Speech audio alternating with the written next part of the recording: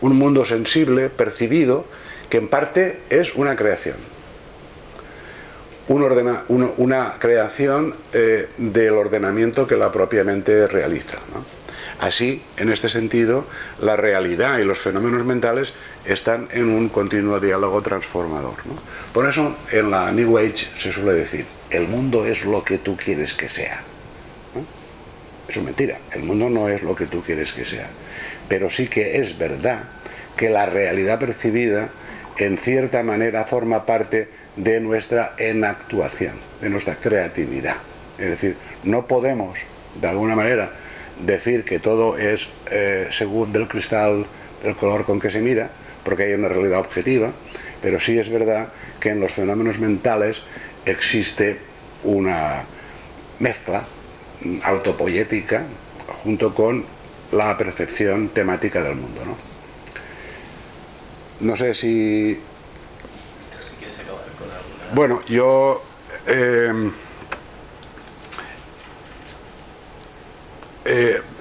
quería terminar pues dejando aquí en barbecho esta idea, esta hipótesis de que los sueños tienen mucho que ver con los procesos creativos, que a su vez tienen mucho que ver con el psicoticismo y que a su vez tienen mucho que ver con el tema o el leitmotiv de este encuentro, que es la pregunta de si está cambiando la conciencia humana. Y yo creo que sí, la conciencia humana está cambiando a través precisamente de la superación de la dualidad.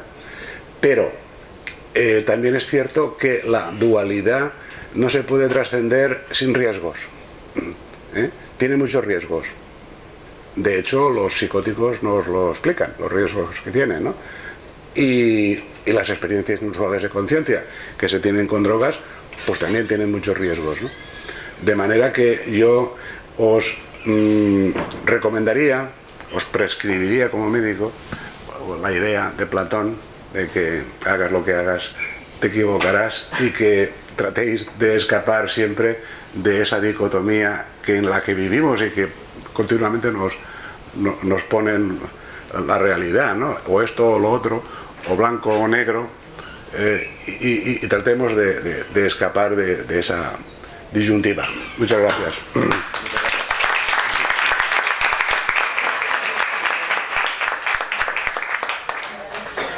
Bien, un poco dentro de lo que es la dinámica con la que hemos pensado estas dos sesiones, la idea es que contar con el primer punto de vista que ha expuesto Francisco, donde él mismo se ha resumido a sí mismo perfectamente cuando ha indicado un poco que es la dualidad fisiológica la que podría actuar a lo mejor como palanca de la conciencia.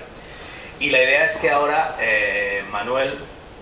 y Marco, sí, antes estaba pensando yo lo mismo, Marco Antonio, exponga la perspectiva que posiblemente sea esa integración y más desde un ámbito social, y que sea al final, cuando seamos capaces o intentemos entre todos conseguir una integración de las dos posturas.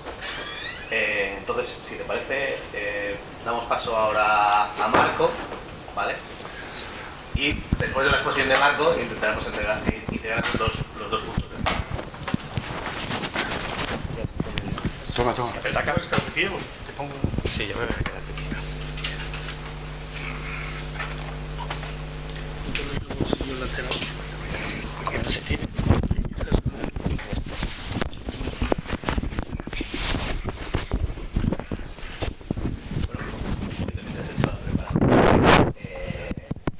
Marco Antonio Robledo se define como agente de cambio cuya misión es contribuir a la mejora integral de individuos y de organizaciones, y un poco en esa misma línea que hablábamos antes de Francisco, pues él también combina, por un lado,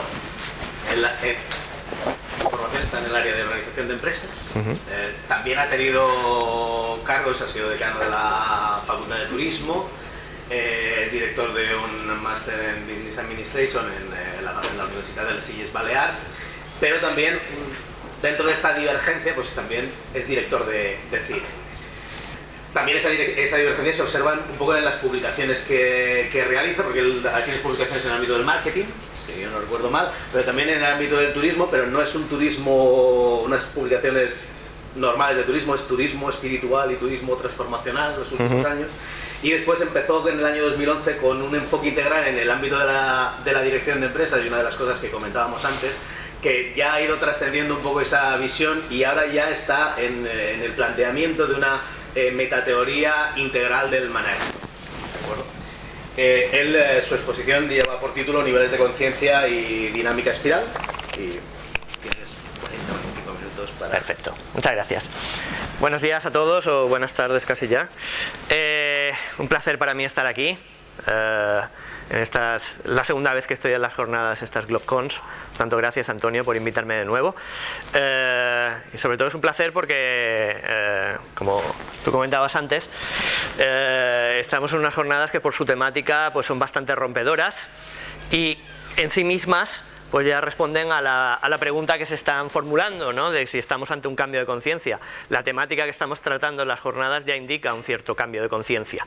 Que estemos tratando dentro de la universidad aspectos como el mindfulness, aspectos como el hablar y el reflexionar en torno a la conciencia, ya indica un cambio significativo, que, pues, como tú decías antes, hace 20 años hubieran sido totalmente imposibles, ¿no? E inviables. Bueno, mi ponencia habla de la evolución de la conciencia y la dinámica espiral, por tanto voy a tratar desde mi punto de vista, profundizar en el tema de las jornadas y tratar de dar mi visión sobre si estamos ante un cambio radical de conciencia o no, o si estamos ante un cambio simplemente de conciencia, y se relaciona con las anteriores pero toma una perspectiva distinta. Las dos sesiones anteriores hablaban, una desde la perspectiva del mindfulness, la otra desde la perspectiva del sueño, hablaban en realidad de estados de conciencia, y yo voy a hablar de estadios de conciencia, ¿vale? Son dos cosas distintas, ¿vale? Ellos hablaban de estadios de conciencia, yo voy a hablar de estructuras de conciencia. Es decir, la diferencia es que, por ejemplo, en el estado de mindfulness, en el estado de atención plena, en el aquí y en ahora puedes estar un tiempo determinado, no estás todo el día. Los bodhisattvas y demás pues igual pueden estar más rato que nosotros, pero nosotros podemos estar un tiempito determinado. Hemos estado ahí meditando un rato y hemos conseguido alcanzar una conciencia distinta a la que teníamos anteriormente cuando simplemente estábamos atendiendo a la charla de Francisco, ¿no? De Dani, perdón. Entonces, cuando estamos soñando estamos en otro nivel de conciencia también distinto, en el que estamos temporalmente. Entonces están los estadios de conciencia que son temporales, son transitorios. La vigilia, el sueño, en general como dos grandes momentos por los que pasamos durante el día, y dentro de ellos pues sus subclasificaciones, que si él ponía el sueño REM, por tanto el sueño más profundo, el estadio en que estamos entre la vigilia y el sueño, luego podemos estar en un estado de meditación profunda, podemos estar en un momento de estar simplemente despiertos, atentos a nuestra realidad. Por tanto hay distintos estados por los que vamos pasando a lo largo del día, y de los que entramos y salimos más o menos conscientemente, ¿vale? Pero luego hay estructuras de conciencia que son más estables en el tiempo, y es de lo que yo voy a hablar, en los que estaremos también cuando estamos en esos estadios, cuando estamos, a lo mejor no tanto cuando estamos soñando, pero sí a lo mejor cuando estamos meditando y todavía no estamos en un nivel de meditación profunda, cuando estamos despiertos, etcétera, etcétera, estaremos en esos estadios. Y tendremos más o menos esas estructuras más o menos permanentes, pero también cambiantes, con lo cual ya contesto a una parte de esta pregunta. ¿Estamos ante un cambio de conciencia? Sí, estamos cambiando constantemente de conciencia, ¿vale? Con esos momentos transitorios estamos cambiando de conciencia, pero también en esas estructuras más o menos estables vamos evolucionando. Es lo que la teoría de la dinámica espiral nos dice, que hay distintas estructuras, distintos niveles de conciencia a lo largo de la historia de la humanidad, desde que el hombre es hombre, desde la aparición del Homo sapiens, hay estructuras de conciencia permanentes que han ido evolucionando y que han ido aumentando, según esta teoría, nuestro nivel de conciencia. Es decir, hemos sido capaces de abordar la realidad de una manera más completa y hemos sido capaces de resolver los problemas que nos plantea la realidad y la vida de una manera mejor. Esa es la premisa detrás de estas teorías en torno a las estructuras de la conciencia. Premisa también discutible, a lo mejor si ha habido esa progresión o no.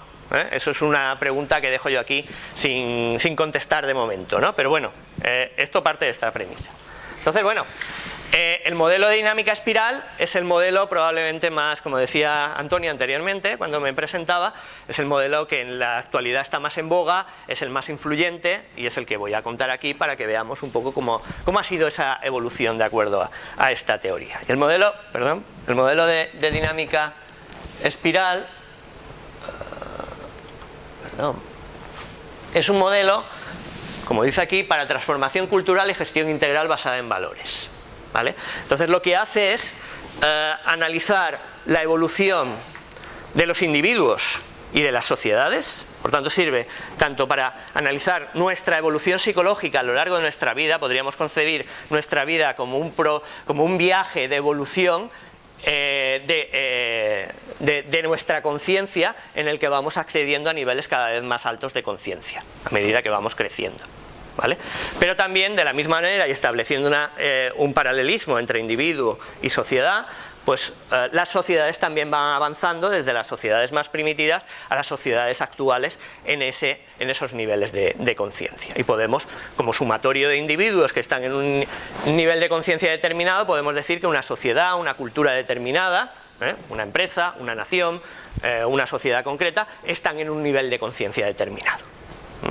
Es decir, tienen una serie de creencias en torno a lo que es la realidad, en torno a lo que es el mundo, en torno a la vida, en torno a cómo resolver esos problemas y albergan una serie de valores en torno a cómo funcionar y cómo resolver los problemas a los que se van enfrentando en su vida. ¿Vale? Eso se le llamaría pues, un nivel de conciencia o una cosmovisión, que tú hablabas del concepto de cosmovisión. ¿Vale? O visiones del mundo, como dice aquí. Entonces, el modelo de la dinámica espiral analiza la forma de pensar de las personas y de las sociedades, tratando de ver qué patrones comunes hay entre ellos y tratándolos de clasificar. Toda esa serie de cosas y de creencias y valores que tenemos dentro de nosotros y maneras que tenemos de comportarnos, si los podemos meter en un cajoncito determinado, y eso nos clasifica en un grupo determinado de personas. Y es un modelo que ha sido desarrollado por Chris Cowan y por Don Beck, basándose sobre todo en las teorías de una psicóloga que es la doctora Claire Graves, ¿vale? Y que luego ha sido también muy popularizado dentro del mundo de la teoría integral de Ken Wilber. Entonces vamos a ver este modelo de dinámica espiral, en qué consiste y qué niveles tiene. Quedado como colgado, como no sé qué ha pasado. No sé por qué me va a Wikipedia. Ah, mira. Le he dado el link sin querer. Sí. Bueno, pues el modelo de dinámica espiral clasifica a los individuos y a las sociedades dentro de 8 grupos más o menos. Digo más o menos porque hay otros niveles que ya se van anticipando y tal, que a lo mejor no están aquí. Por ejemplo, aquí están los 8 niveles.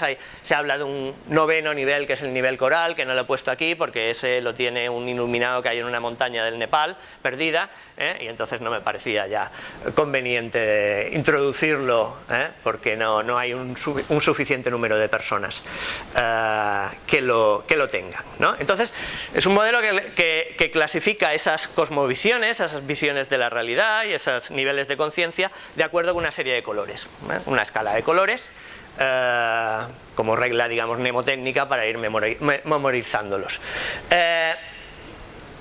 Y vamos a ir viendo cada uno de lo que significa cada uno de esos niveles de conciencia, y lo vamos a ir aplicando tanto a individuos en qué momento de la vida de un individuo aparece y desaparece, como a los colectivos, como a las sociedades en general, ¿no? Y luego también pues, diremos que en un momento determinado, en una sociedad determinada como la nuestra, coexisten distintos niveles de conciencia, distintos gentes con distintos niveles, pero habrá un cierto centro de gravedad que diga, bueno, pues España es fundamentalmente de color tal, ¿vale? O China es de color cual, ¿vale? O esta universidad tendría más o menos este color, o este departamento tendría este color, o esta persona es verde o es amarilla o es azul, ¿vale? En cuanto a cuál es nuestro centro de gravedad, por supuesto somos mucho más complejos que esto, a los científicos nos gusta clasificar en cajoncitos, ¿no? Y no solo somos eso, sino que somos mucho más y podemos estar en distintos niveles en distintos momentos del día o de nuestra vida y tal, y por tanto ahí lo que tratamos de buscar es simplemente el centro de gravedad, ¿no? Donde está el centro de nosotros, donde estamos la mayor parte del tiempo, podríamos decir, ¿vale? Entonces, vamos a empezar con el primero de los niveles. Es el nivel beige, el nivel arcaico, que está basado en una mentalidad de supervivencia.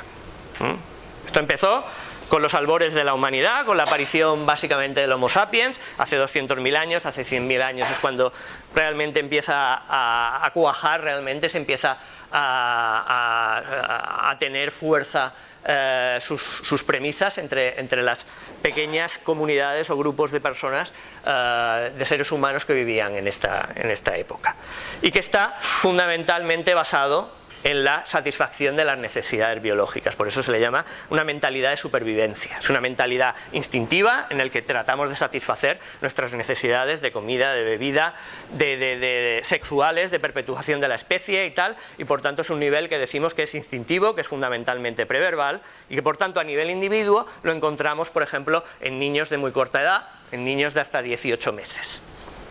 Que lo único que les preocupa es eso: comer, beber y sobrevivir. Su cabeza no da para mucho más, ¿vale? Y en personas, evidentemente, también las podemos encontrar que tienen algunas psicopatías graves y que por tanto no pueden pasar de este nivel de conciencia. Por tanto es un nivel de conciencia muy básico que hoy día prácticamente no encontramos, lo encontramos en algunas sociedades muy primitivas y muy concretas, y los encontramos en los niños y en algunas personas con psicopatías graves, y es fundamentalmente un nivel narcisista en el que piensas exclusivamente en ti mismo y solo puedes tomar la perspectiva de ti mismo, no puedes tomar la perspectiva de los otros.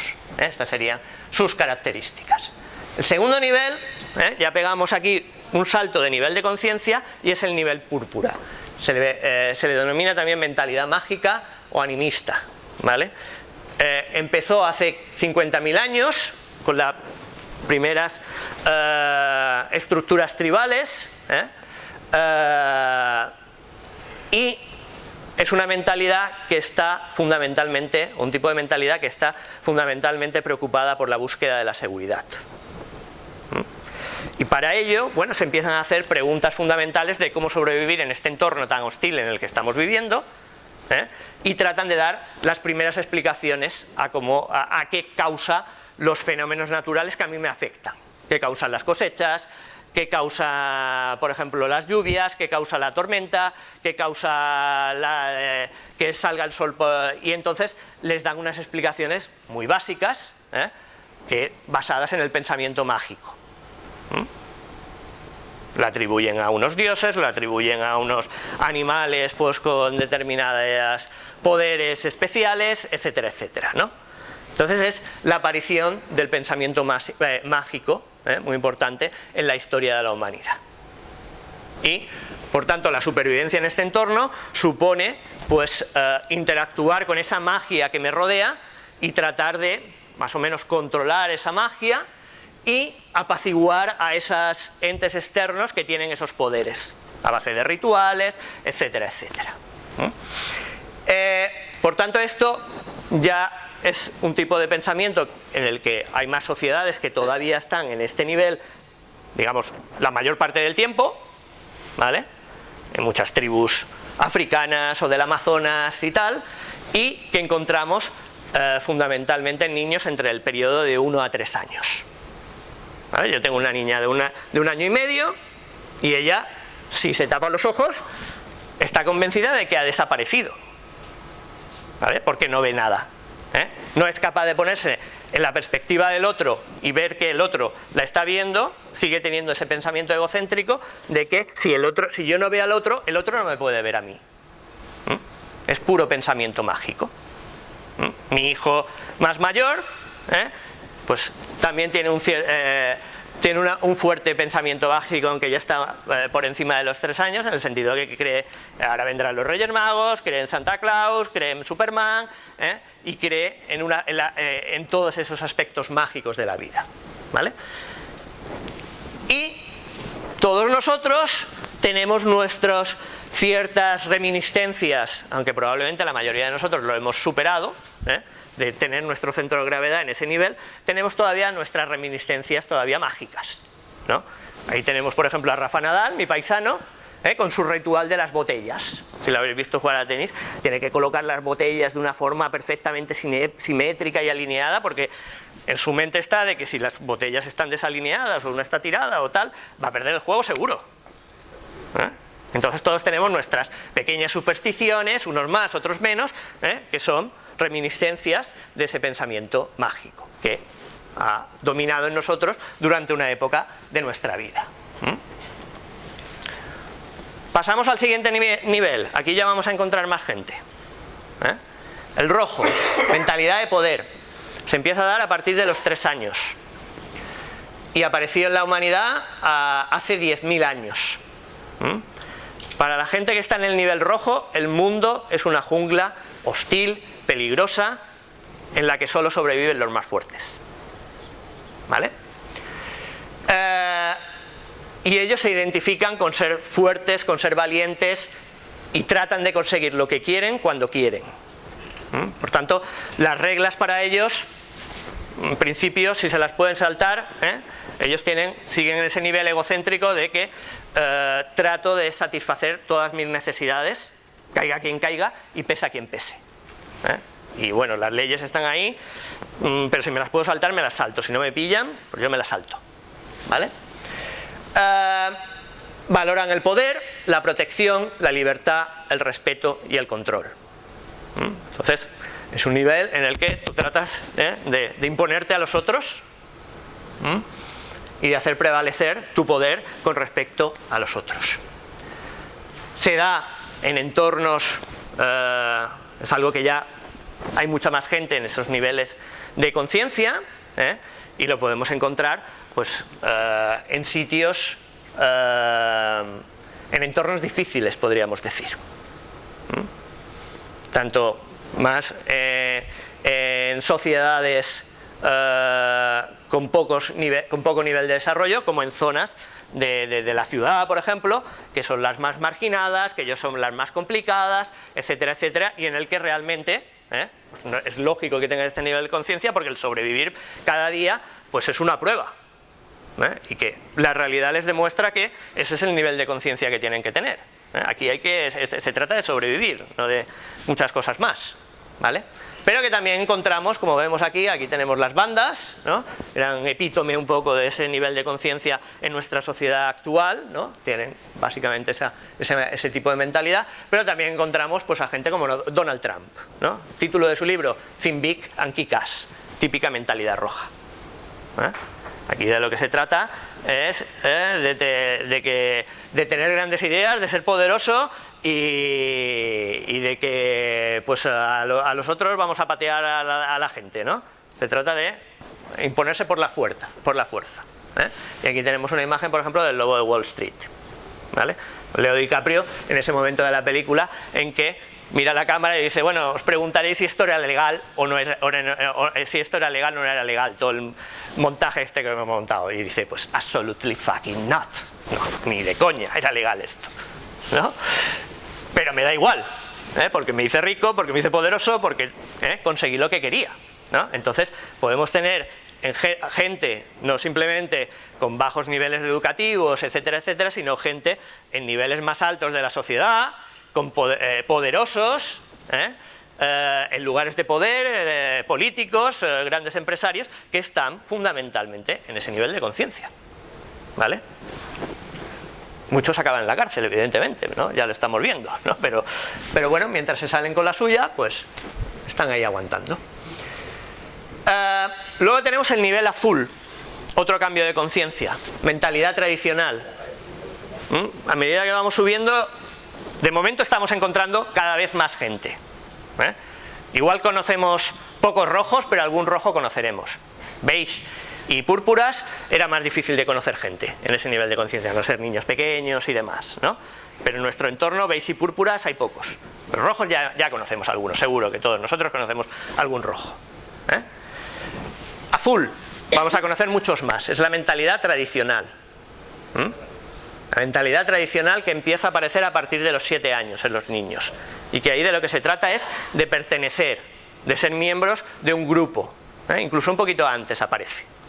Mi hijo ahora está muy preocupado de que es ir igual que los otros, hacer lo que los otros hacen, o sea, no les pongas una vestimenta distinta a los que llevan sus compañeros.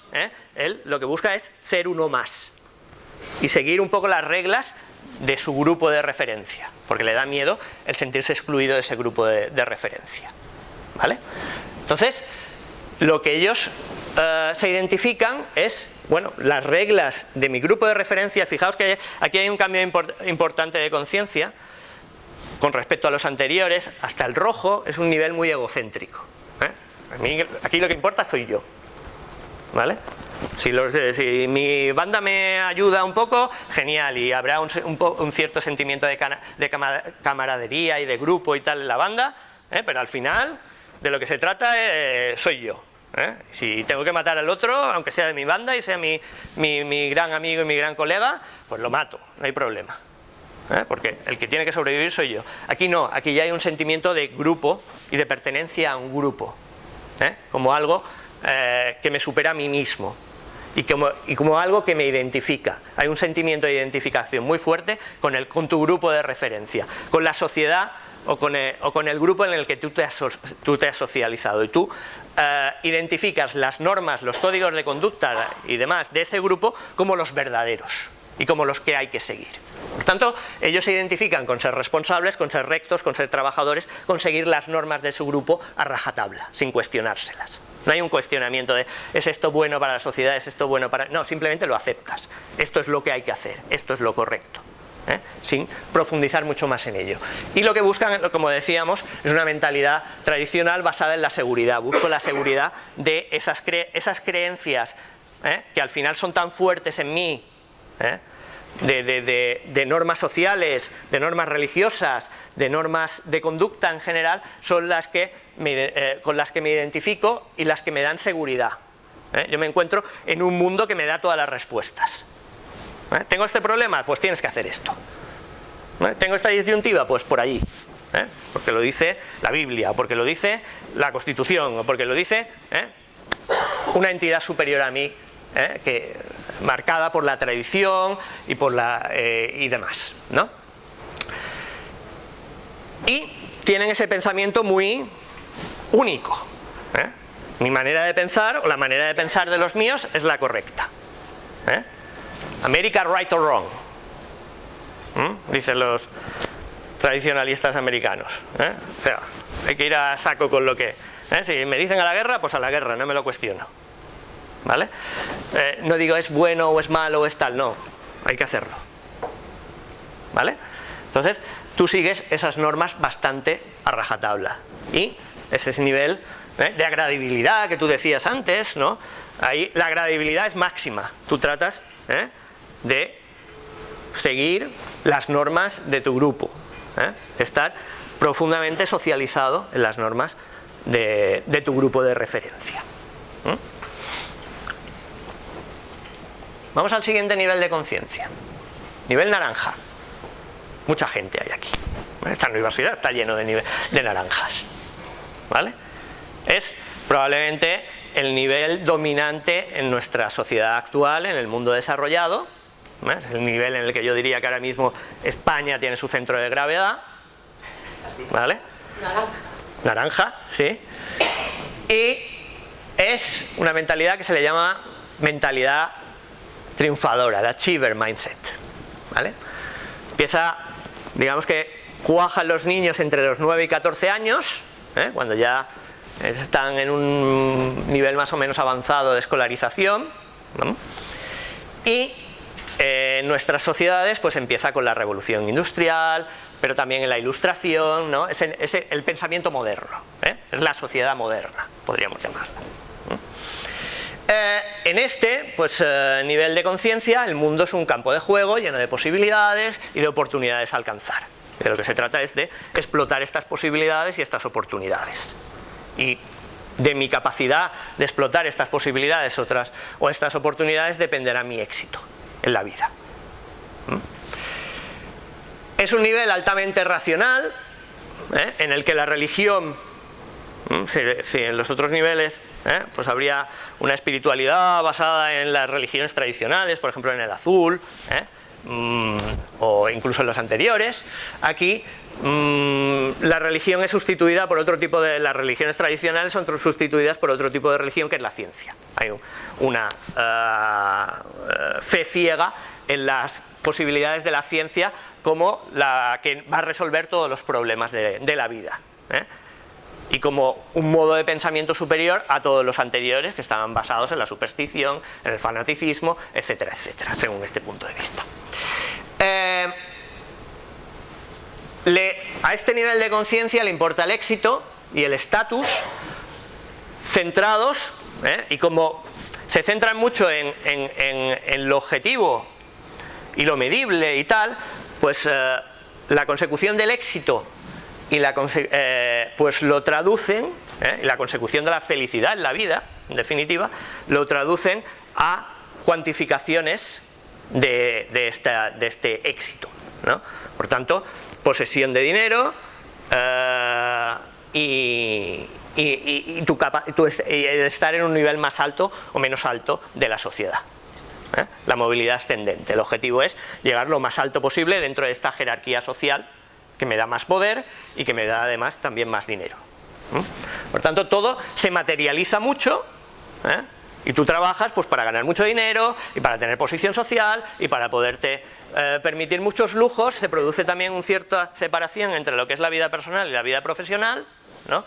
En el sentido de que yo trabajo no para ser feliz y tal, ¿no? Sino para conseguir ser feliz en las otras facetas de mi vida, porque me puedo permitir todos esos lujos que el dinero me permite comprar. Y es típico pues de nuestra sociedad de consumo, es típico de la empresa capitalista, etcétera, etcétera, competitiva, y hay que distinguirla un poco de la mentalidad de poder, porque en ambos casos hemos dicho que el nivel rojo y el nivel naranja valoran mucho el poder, pero es un tipo de poder distinto.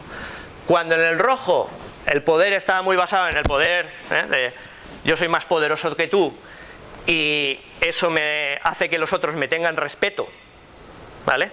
Aquí el poder se expresa en excelencia, en competitividad, en estatus social, etcétera, etcétera. Por tanto, es un tipo de orientación al poder distinta en un caso que en el otro, ¿vale? Seguimos avanzando. Decíamos que el otro es el dominante en la sociedad actual, pero ya vemos gente que está en otros niveles y que por tanto pues son un poco la vanguardia del cambio, y que en determinadas sociedades pues pueden incluso ya estar dominando. Y ese nivel es el verde, es la mentalidad pluralista y es el tipo de cosmovisión, el tipo de mentalidad que identificamos